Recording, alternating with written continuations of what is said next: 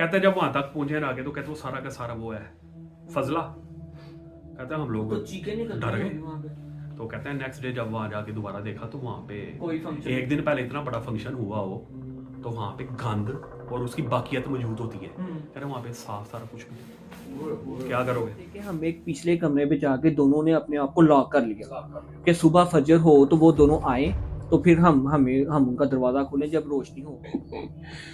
और जब उन्होंने देखा कि दादी अम्मा तो खराटे मार रही हैं तो सामने कौन है, जब उन्होंने ऐसे करके मुड़ के उस तरफ देखा तो उस तरफ कोई भी नहीं था। साथ ही कहते हैं कि मैंने आयतल कुर्सी पढ़ी, चादर मुंह के ऊपर ली और मैं भी सो गया। अस्सलाम वालेकुम। इन्फिनिटी टॉक्स के एक और एपिसोड के साथ आपकी खिदमत में हाजिर है। जैसा कि हम आप जानते हैं कि हमने एक हॉरर स्टोरीज की सीरीज का सिलसिला स्टार्ट किया है। उस सिलसिले का आज ये सेकंड एपिसोड है। तो आज हम आपके लिए मजीद खतरनाक किस्म की स्कैरी टेरिफाइंग स्टोरीज लेके आए हैं। तो ये स्टोरी जैसा कि आपको पता है रियलिटी बेस्ड होती है। या तो कल जो हमने आपको स्टोरीज सुनाई थी वो हमारी कुछ आप बीतियां थी। तो अभी यहाँ पे आज हम आपके साथ वो स्टोरीज शेयर करेंगे जो कि हमारे कुछ रिश्तेदारों या हमारे कुछ दोस्तों के साथ जो एक वाकयात जो सुने सुनाए वाकयात होते हैं उन पे मबनी है। तो ये जनाब हर दफा की तरह मेरे साथ होते हैं अदील अस्सलाम और वालेकुम। अली। जी, अस्सलाम जी, वालेकुम। कैसे आप दोनों? जी, अल्हम्दुलिल्लाह अल्हम्दुलिल्लाह ठीक-ठाक। ठीक तो आज आप तैयार हैं? हाँ फुल तैयार है। हमारे साथ काफी स्टोरीज लोगों ने शेयर की है लेकिन अच्छा। बीच में से कुछ चुन के जो नहीं, आज जो स्टोरीज सुनानी है ना, हाँ आज मतलब जो स्टोरीज है वो जो हमारे कुछ ऐसे लोग जिनको हम जानते हैं, रिश्तेदार बोल रहे हैं, रिश्तेदार, काफी उनके काफी- साथ बीते हुए कुछ ऐसे वाकयात हैं जो हमने आज शेयर करते हाँ, हैं। शेयर करें। बिल्कुल तो बिल्कुल तैयार हैं आप? बिल्कुल मैं टाइम वेस्ट नहीं कर रहा, जरा मैं कहता हूँ पॉइंट पे आए। आप सुनाएं पहले। आज आपसे ही शुरुआत करते हैं। आप अपनी कोई स्टोरी सुनाएं तो अपनी जो स्टोरी मैंने जनाब कल शेयर की थी। अगर आपने वीडियो नहीं देखी तो आप हमारी जो लास्ट वीडियो हमने अपलोड की है वो देख सकते हैं। तो आज जनाब मैं स्टोरी का आगाज़ करता हूँ। ये स्टोरी मेरी नहीं है, हमारे एक अजीज़ हैं जानने वाले, उनके साथ एक वाक़या पेश आया था। और ये जो बात है तकरीबन 20 से 25 साल पुरानी बात है। मतलब ये वो दौर था कि जब ना इंटरनेट था और ना ही मतलब इंटरनेट 2000 में थोड़ा थोड़ा लोगों को पता चलना शुरू हुआ है। तो मोबाइल फोन का तो तस्वर ही नहीं। मोबाइल फोन उस वक्त ऐसे ही था जैसे मतलब जिसके पास मोबाइल फोन होता था वो लोगों को वो एलियन लगता था। ये वो दौर था, मतलब बहुत कम, वो इतने बड़े बड़े सेट होते थे, वो बड़े बड़े एंटीनो वाले सेट्स होते थे। तो टेक्नोलॉजी, इस लेवल की जो टेक्नोलॉजी थी ये उससे पहले की बात है जनाब। उस दौर में हमारे जो अजीज है जिनका मैं वाकया आपको सुनाने लगा हूँ, इस वाक्य को ना आपने थोड़ा महसूस करना है। क्योंकि कई दफा ऐसा होता है कि स्टोरीज, हाँ इसमें यह बात पक्की है, हमारी वीडियोस वही लोग देखेंगे जिनको इंटरेस्ट है। तो जाहिर जो इंटरेस्ट शो करेगा वो उस चीज का मजा भी लेगा और उसको वो चीज फील भी होगी, वो उसको महसूस भी करेगा। हमारे जो अजीज है वो अपनी जो ना ननियाल में गए। तो उनका जो ननियाल था ये उनके बचपन की या जवानी की बात है। यानी कि मैंने आपको जो अरसा बताया 25 से 30 साल पहले की बात है। यानी कि उनका उस वक्त समझ ले के एक जो यंग बॉय होता है वो वाला दौर था उनका।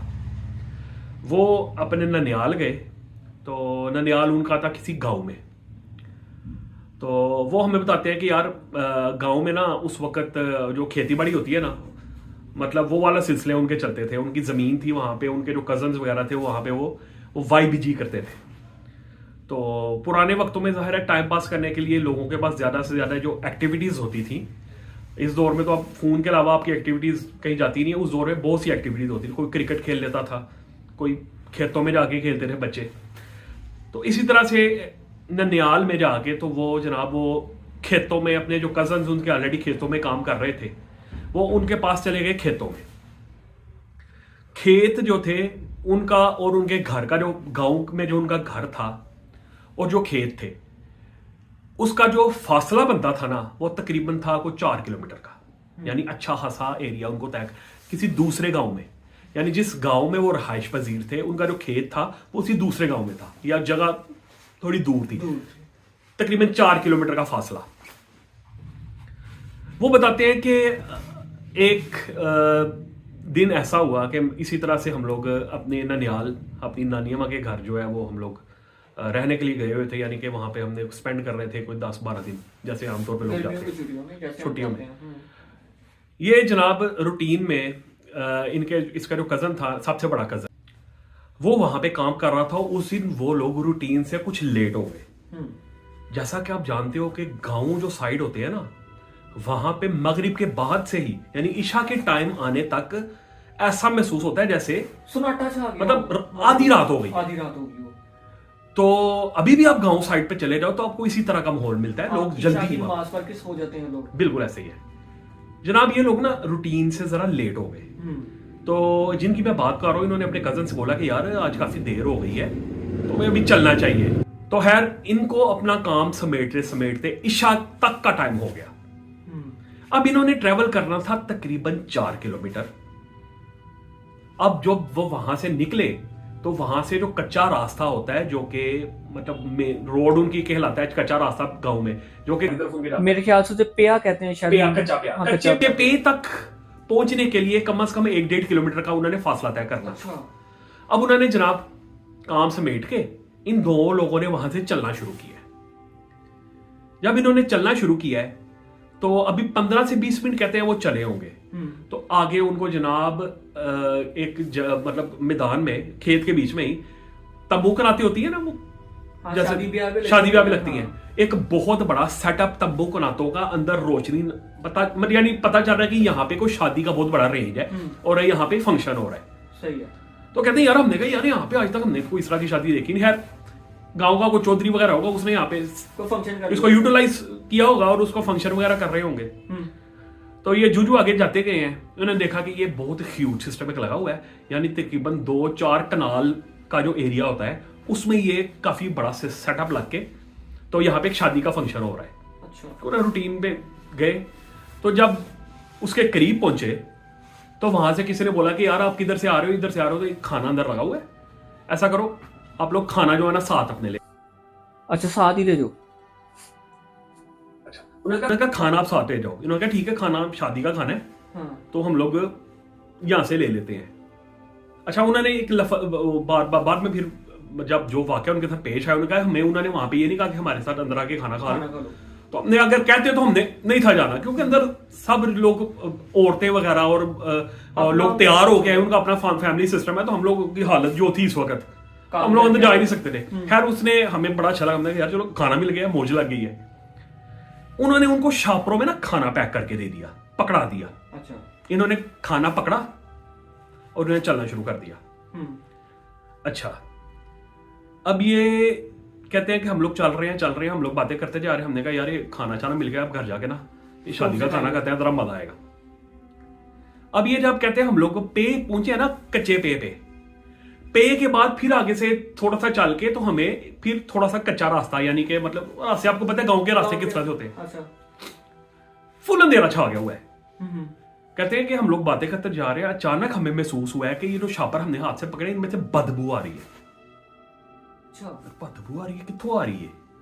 कहते पहले हम लोग इधर देखने लग पड़े, मतलब यहाँ पे कोई बंदा, जानवर तो मरा ना हो। नहीं, पिंडों में अक्सर लोग पता है ना वो बाहर ही बैठते हैं। हाँ, जंगल पानी। इंसानी फजले की जो है ना वो उनको बदबू आना शुरू हो गई है, इंसान के अंदर से वो गंद निकल।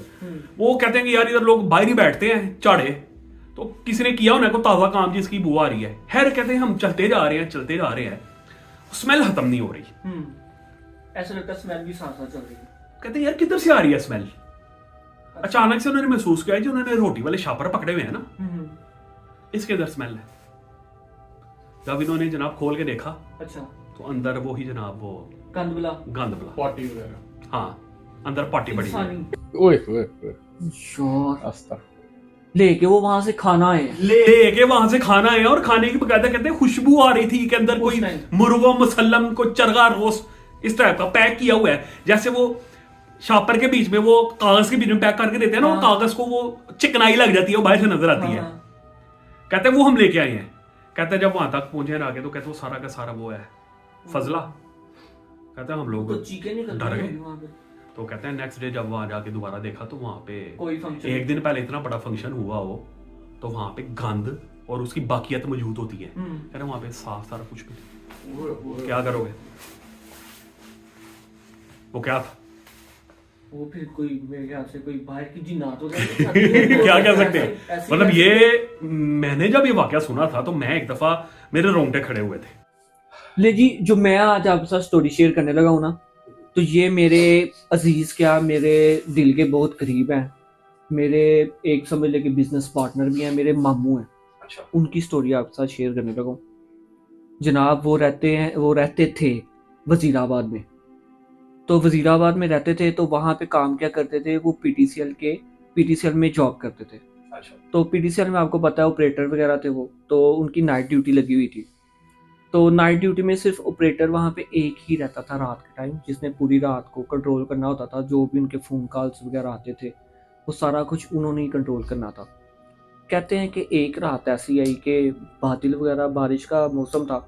तो मैंने बाहर सिक्योरिटी गार्ड भी था, तो मैंने उसको कहा कि यार जाओ, कुछ ना रात लेट हो गया, कि 1-1:30 का टाइम है, मैं घर से खाना भी नहीं खा के आया, तुम ऐसा करो कि बाहर से कुछ मेरे लिए ना कुछ ले आओ, तो दोनों मिलके खाते हैं। 2 बंदे हैं तो दोनों मिलके खाते हैं। चला गया सिक्योरिटी गार्ड, जाके कुछ टिक्के कबाब मेरे ख्याल से लेके आया। तो वो उन्होंने खाए, तो खा के तो वो पूरी रात वही अपने काम पे मसरूफ़ हो गए। कभी किसी की कॉल फलानी जगह मिलानी है, कभी कुछ करना है, वो अपने काम पे बिजी हो। उनका जो ऑफिस था ना, वो मैं थोड़ा सा आपको बता दूं क्योंकि कहानी उसी के रिलेटेड है। ऑफिस था उनका शीशे वाला, शीशे के उन्होंने कैबिन बनाए हुए थे, तो डोर वगैरह भी शीशे के थे। तो तूफान था बाहर, तो जब कोई बिजली चमकती थी तो उनके शीशे भी थोड़े मतलब खिड़कियाँ खटखटाती थी, हिलती थी। तो वो वाला मौसम हुआ था। तो खाना खा के वो बिजी हो गए अपने काम पे। कहते हैं कि एक टाइम ऐसा आया कि मैं ना थोड़ा सा काम को थोड़ा सा नहीं इतना मेरा है फ़ोन पे, तो मैं थोड़ा सा रेस्ट कर लेता हूँ। लेट गए थोड़ी देर के लिए, 5-10 मिनट के लिए। तो कहते हैं मैं लेट के तो मैं नावल पढ़ते होते थे, तो वो पढ़ रहा हूँ तो ऐसे लगा कि बाहर ना कुछ चलने की आवाज़ आ रही है। सिक्योरिटी गार्ड ने भी बाहर जो मेन गेट था उसको ताला लगा के, तो वो भी अंदर आ गया था, बारिश का मौसम था। कहते वो भी मेरे साथ ही अंदर लेटा हुआ है कमरे में, तो ये बाहर कौन चल रहा है। मामू ने कहा कि मैं ना, मेरी हो सकता है कोई मेरा दिमाग उस टाइम वहाँ पे नहीं, मैंने कहा कोई बाहर की कोई होगा, कोई बंद कोई भी नहीं होगा, वैसे कोई वहम होगा उनका, तो नज़रअंदाज कर दिया उन्होंने। फिर लेट के नावल पढ़ने लग गए। कहते ऐसे कोई 1-2 मिनट और गुजरा है तो दरवाज़ा खटखटाने की आवाज़ आ गई। इनका दरवाजा इनका शीशे का दरवाज़ा था, वो कोई नॉक कर रहा है। मामू कहते हैं मैं पता आवाज़ दी कि कौन है भाई वहाँ पे, तो आवाज़ तो देना मुझे, मैं दरवाज़ा खोलता हूँ। फिर वो खटखटाना बंद हो गया। तो अब मेरे अंदर वो हो गया मुझे कि यार कुछ चीज़ है मुझे तंग कर रही है। जाहिर है 2-3 दफ़ा ऐसा वाकया तो हो जाए तो इंसान तो फिर कहता है कि कौन है, कोई बाहर शशोपंज में मुब्तला हो जाता है कि यार मैं देखूँ तो सही। लेकिन हिम्मत कहते हैं मेरे पास उस टाइम नहीं है कि मैं उठ के दरवाज़ा खोल के बाहर देखूँ। थोड़ा सा मैं आगे गया दरवाजे के पास कि अभी कोई चीज़ कोई फिर दोबारा आती है तो मैं देखता हूँ कि पाँव की आहट से पता चल जाएगा कोई इंसान है, कौन है। कोई हो सकता है बारिश हो रही हो तो पिलांग के आ गया हो कि अंदर को मुझे जगह दें बैठने के लिए। कहते हैं कि ऐसा कुछ, मैं फिर दरवाजे को मैंने कान लगा के देखा तो सुन रहा हूँ आवाज़ कि किसी के चलने की आवाज़ आ रही है, कोई यहाँ से वहाँ जा रहा है और वहाँ से फिर यहाँ पे आके तो फिर नॉक कर रहा है।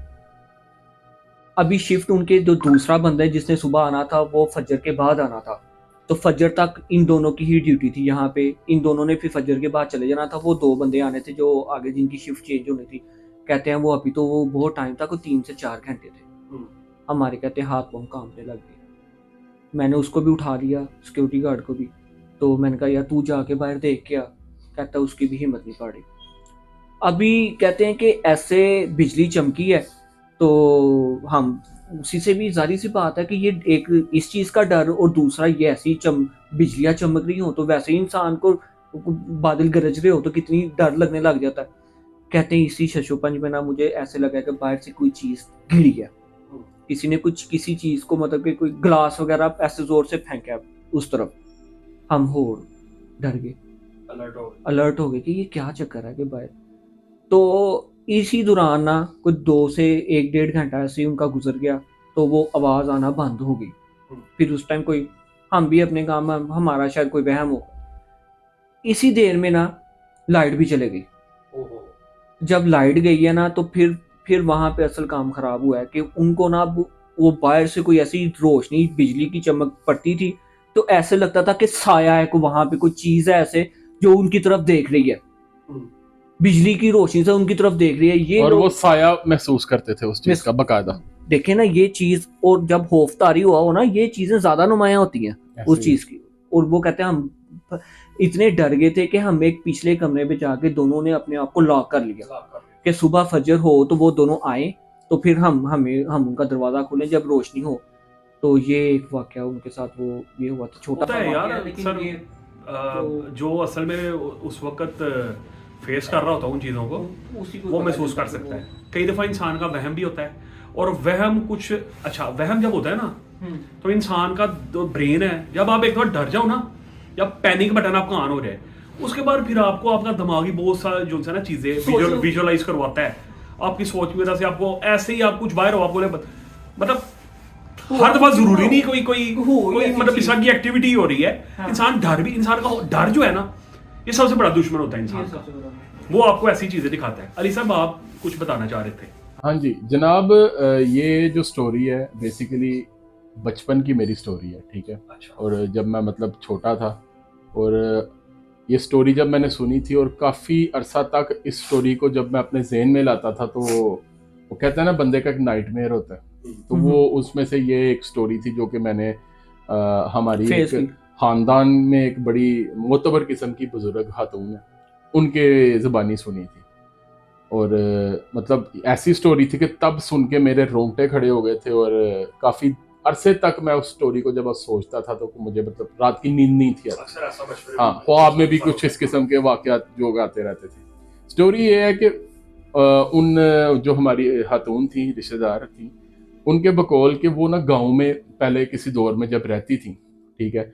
और गांव का माहौल जारी सी बात है, आप सबको पता है कि गांव में जब खुले मकान होते हैं, कच्चे मकान और खुला एरिया, और लोग ज़्यादातर रात के टाइम जब सोते हैं ना, तो बाहर जो उनका बरामदा होता है ना, उधर उन्होंने मंजे लगाए होते हैं बड़े बड़े, मतलब पूरा का पूरा खानदान, तो 10-12 मंजे होते हैं, तो उधर सारे मतलब अपने अपने बिस्तर लगा के सो रहे होते, ठीक है।